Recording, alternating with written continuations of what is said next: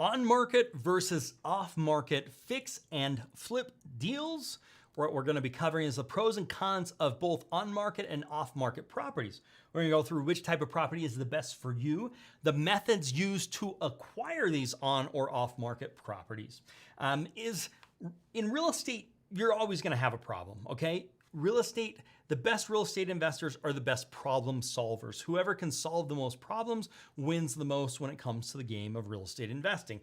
Most people just don't understand that. They don't understand that I'm solving a problem. Why would somebody want to sell me their property for less than it presumably may be worth once it's fixed up? Well, because I'm solving a problem for them. I'm turning an illiquid asset into a liquid asset. I'm taking over a horrible tenant. I'm working through a process. I'm getting them to be able to go through their divorce and finalize it. Whatever the case is, I am solving a problem. And the more problems I can solve, the more successful I am going to be. But you're also going to have this problem where there's an inverse relationship. It's either going to be easy to find good deals, then it's going to be really hard to sell them, okay? Easy to find, hard to sell. Or it's going to be really hard to find good deals, which is kind of the market we've been in, and it's going to be very easy to sell those properties. So the deal now was being, hey, I just got to get my hands on inventory and I'll be able to sell it pretty easily. That's slowing down a little bit. So it may change where it's easy to find and harder to sell. You've got to keep your eye on that and know. But either way, and you've got to know how to make money if it's a buyer's market or a seller's market for a real estate investor. You've got to know this. On-market properties. On-market properties are properties that are listed on the multiple listing services. There's pros to some on-market properties, right? They're easy to find potential opportunities. It's not hard to find them. They are out there because you know about it and the entire world knows about it, which is also one of the cons for marketing for properties on the MLS is there's lower profit margins than in some markets. There's no profit margins. There's lots more competition because everybody and their dog knows about it. And usually you see it after all the agents have been able to go to those properties and see what is out there. And you may not find a single deal if that's going to be your strategy. Now, and you may, I'm not saying you can't, I'm saying it makes it more difficult, more competitive, less profitable.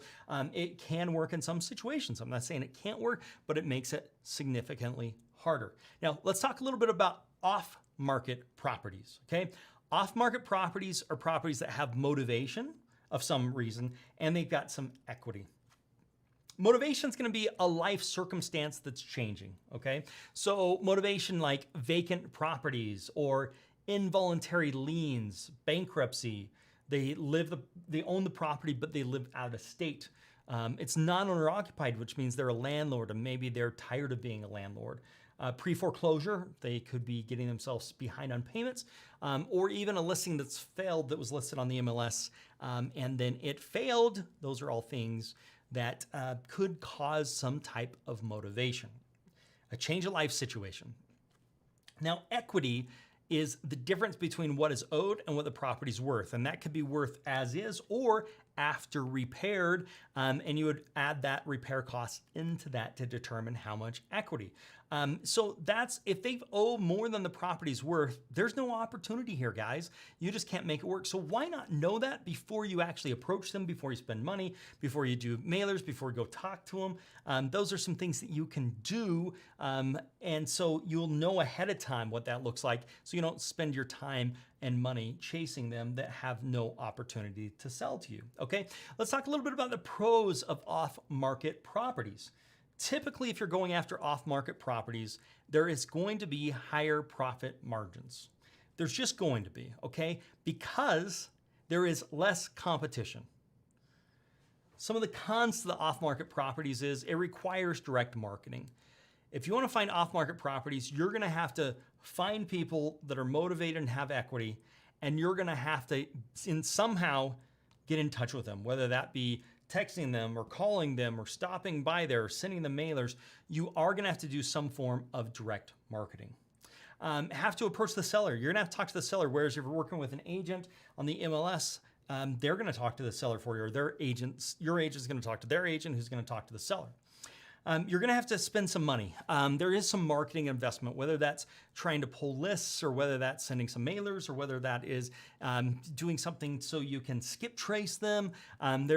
Is going to be some marketing investment. It doesn't have to be thousands and thousands of dollars, but there is marketing investment depending upon what scale and what you're trying to accomplish. All right, many first-time investors think they need to hire an agent to find them a good fix and flip deal. And so they're basically delegating their success. I can tell you from experience, this rarely works. Agents see the deals faster than anybody. I'm not talking about necessarily your agent, but there's a lot of agents that are also investors that are going to see it long before you ever see it, and they take that off the market. So what I'm saying is those great deals are gone really, really quickly. So they may want to buy the home themselves. They may want to keep it as an investment.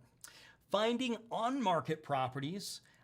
We do have this thing called MLS sniping, okay? MLS sniping is a way that you do your research up front rather than making hundreds of offers that to everybody, and then you pick properties with motivation.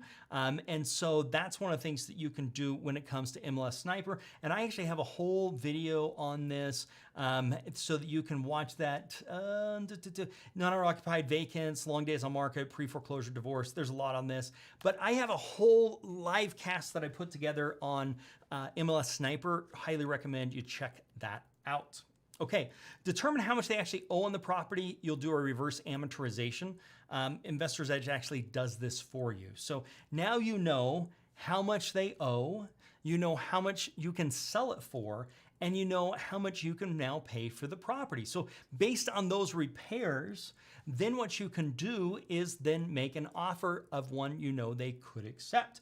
So you determine how much you can pay for the property, and we've got some values training for those of you that are members. You're gonna wanna check that out. So this is the kicker. You know how much they owe on the property. That is huge. So you know if they can accept the offer if they want to.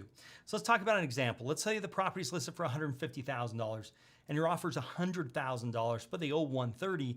That's not gonna make any sense. The seller cannot accept that offer even if they wanted to accept that offer. And I say that quite frequently, so you're wasting your time making those offers. Let's talk about another example here. Example number 2, 150 is what it's listed for. You offer 100, they owe 90,000 on it. They can accept that offer. And then if you combine that with some type of a motivation factor, divorce, bankruptcy, you know, that whole list that we just went through, vacant, out of state, involuntary liens, then you're talking about somebody. So basically this MLS Sniper is seeing the things that are on the market on the MLS, looking at those to make sure they have equity, looking at those to make sure they have some motivation, and then making offers on those specifically. And that's why we call it MLS sniping, because when you're a sniper, you are going after one target and you're gonna hit it. You're not doing some big broadcast to the world. It does require more time up front, but you won't have to spend as much time on the back end. Okay, making offers. Only on properties you know they can actually accept. You've done your homework up front. It does take some time, but it takes a lot less time than what's called a shotgun approach, where you just do it to everybody, okay? So this is a strategy that can be used, and software, I can tell you, makes it so much easier.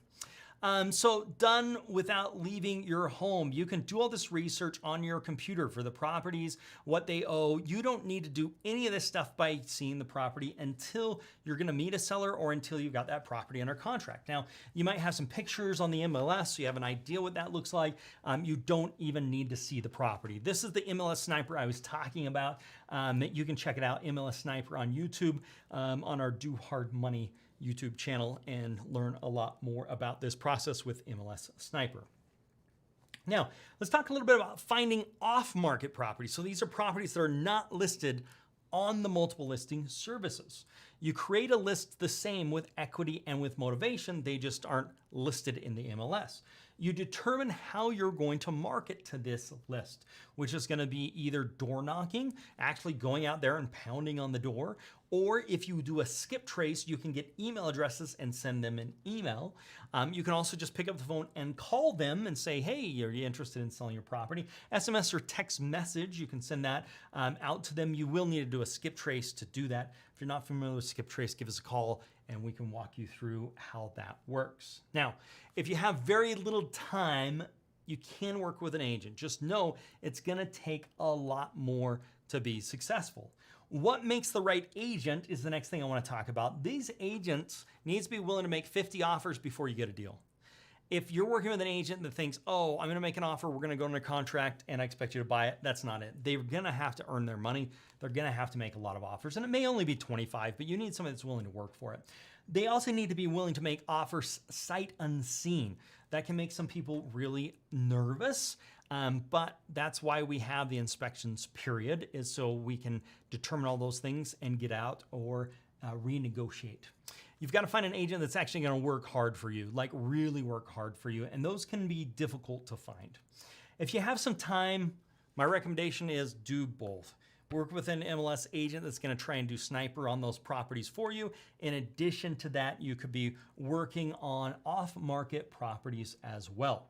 Find the right agent and have the right expectations. They need to know up front they're going to be making a lot of offers. They need to know up front that they are going to have to be working hard for you, and it's going to take some time. But the good news is you'll be a repeat customer. They can sell the property. So working on off-market properties, you've got to create your list. You determine that marketing strategy. Right now is a great time to find off-market properties. Let's jump into just a quick recap here. What you learned today is the pros and cons of both on-market and off-market properties. Which type of property is best for you? The methods used to acquire these types of properties. And we also talked about how you could get a postcard template as well. That's